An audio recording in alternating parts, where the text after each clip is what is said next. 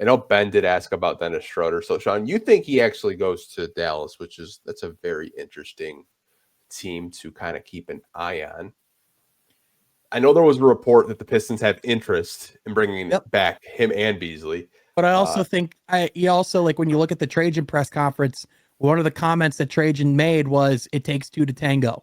And I think he was kind of talking about Dennis Schroder there of, like, I certainly think that, like, Dennis Schroder, like, there is a scenario where he'd love to be back in Detroit.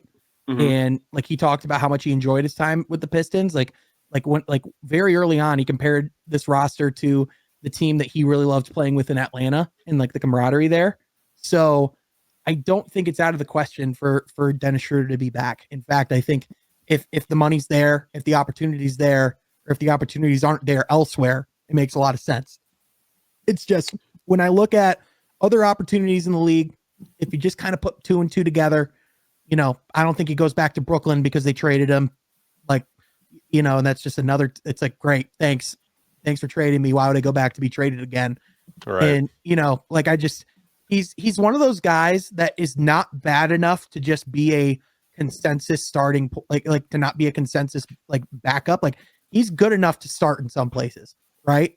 And like, if you're just thinking of where is he going to have the most opportunity and like what would be the best situation for him, just putting 2 to 2 together, like, Dallas is going to need a point guard until Kyrie Irving comes back. They're going to need someone to play pick and roll with Anthony Davis. They're going to need somebody to set the table for Cooper Flagg. And I think you could probably make some pretty decent money there. So that's why I'm eyeballing that situation, just because to me, it makes a lot of sense. But I think it would be really good for both sides if he were to be able to come back, because for one, just Schroeder to be able to have some consistency, I think would be good. And also, like, I think he could truly settle into a backup point guard role for a while here in Detroit and actually see some success. I agree with you there.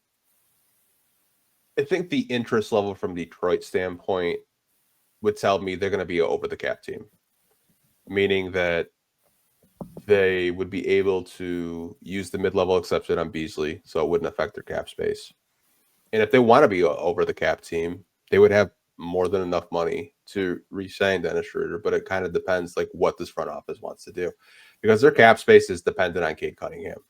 It's dependent on his All-NBA status, because you could have $28 million. If Cade makes All-NBA, you got $19 million, because it'll be a $9 million cap hit, because just the way his contract is, it has All-NBA language in it. So the Pistons would have around $19 million if he does make All-NBA. Ben, if I had to guess, I think Trajan would love to have him back, but I think Dennis, in this time of his career, I think he would probably still want to play for a playoff team or a contender. Does Phoenix get desperate because they saw the Tyus Jones experience and saying, you know what, we need more of a floor general out there? They had Monte Morris as well.